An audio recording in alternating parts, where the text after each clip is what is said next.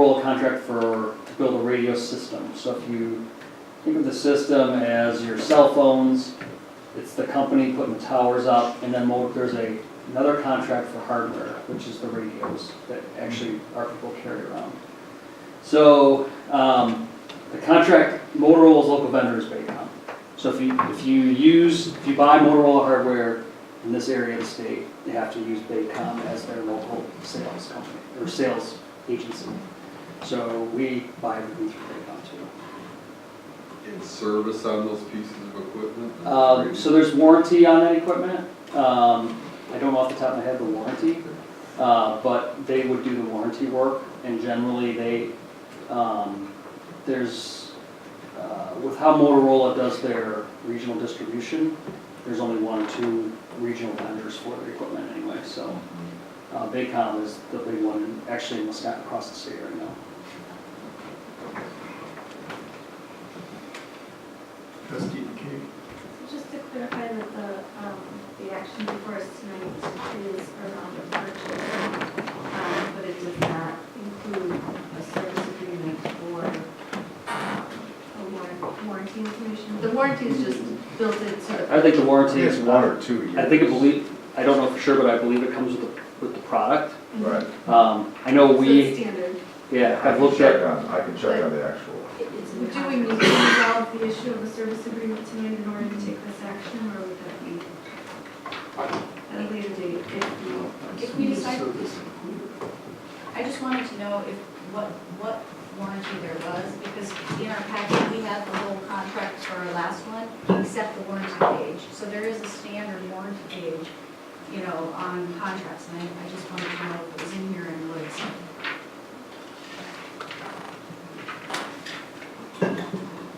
So for my purposes, the action before us is the purchase agreement. We should be signing that contract. And they would need to defer to chief into the. Yeah, I don't have that. The only thing that I could say is that it would be whatever the manufacturer's warranty is for the Motorola radio, which I believe is either 1 or 2 years. I think it's an excellent question. Yeah, I think can it's find- something I can that certainly really find that requires out. Following up on, so that everyone's aware in terms of what, especially now that we're so intimately familiar with what things can go wrong. Exactly. And have taken the time to read this information. Trustee Zoll. What are we going to do with all our old equipment? They are going to purchase each radio for $350. Baycom. So we'll get, it's roughly $9,000.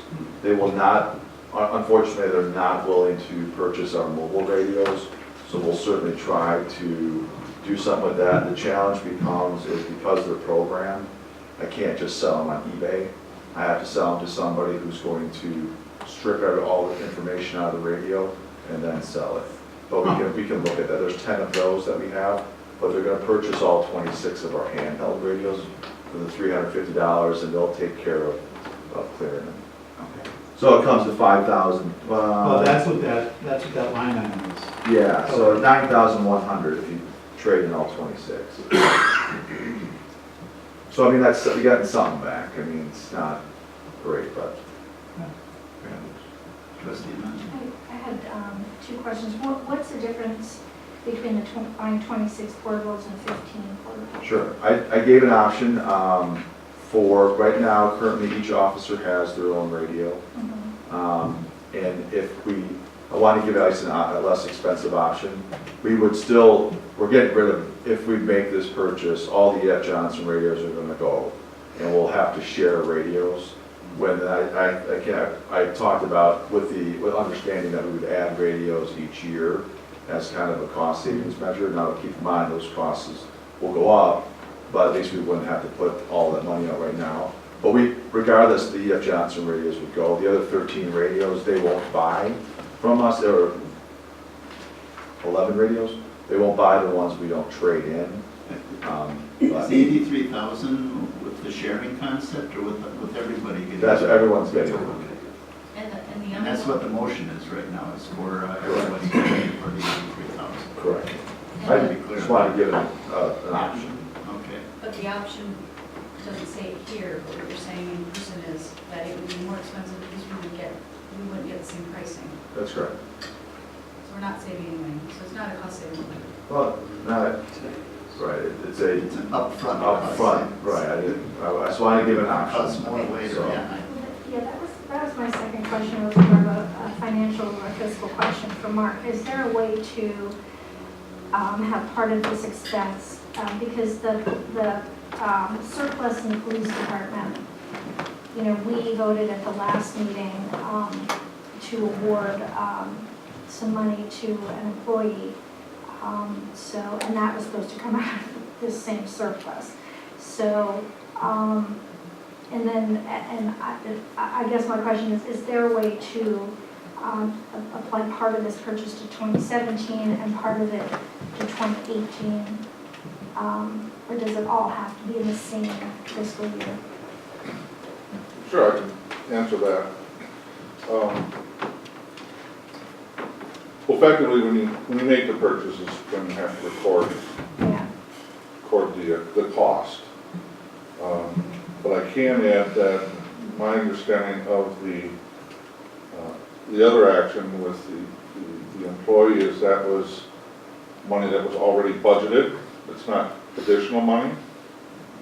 So that budget impact on that would be fairly neutral. So that previous action shouldn't have had a significant budget impact on the police department's budget. Because that was spread out over the course of Well, a yeah, number of I mean, months. the other point that concerned me last time was that this came, 2 weeks after we just approved the budget. And, for example, if we had been presented at budget time with the request for the new vehicle and the radios, and knowing what we know about the cost overruns at the new police building, we might have made a different prioritization of, I would have prioritized the radios, certainly because they are so directly related to the safety of the officers over that vehicle. So I guess instead of doing it an additional expense outside of the budget process, I'm looking for a way that we could perhaps reprogram the money, some of the money that we looked at for the police budget in 2018 for this purpose.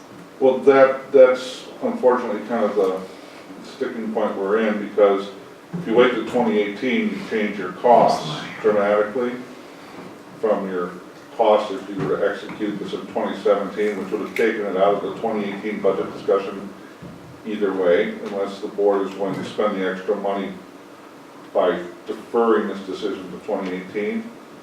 But you can't put in the order in 2017, but actually pay the bill in 18 and make it an 18 expense?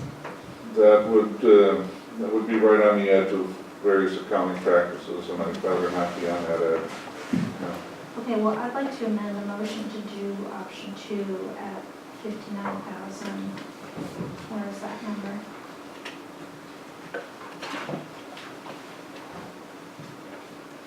$59,005. Second. Discussion? Yes. I think my frustration lies in this question.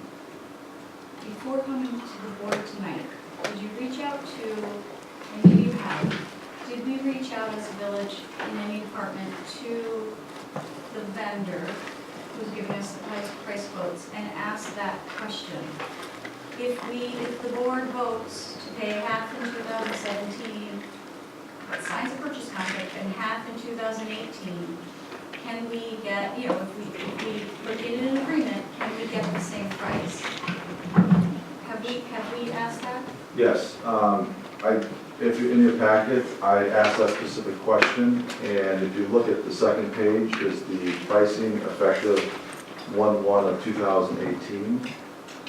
And that's the pricing they gave me after January 1st, 2018. So I get that. I'm just asking if you specifically said, we'll sign a contract to purchase, but the actual purchasing of it will come up a month later or something, I did not ask that question. And I only ask that because this is the third contract that we've been presented with that we always, you know, it's like, well, could we get the same pricing, and we don't have, you know, we haven't asked that question yet, and then we're just stuck with assuming that it's gonna be, that they're gonna say no, and then we're in a predicament because it's a timely issue and we need to take a vote. So, I think that's what frustrates me the most, is that I'm guessing, just being in purchasing, you know, I have been in purchasing, I'm guessing that they would understand government budgets and they could accommodate that, but we can't be certain because we didn't ask the question and we're being asked to vote. So that is why I seconded the motion to amend. Okay, we have a motion.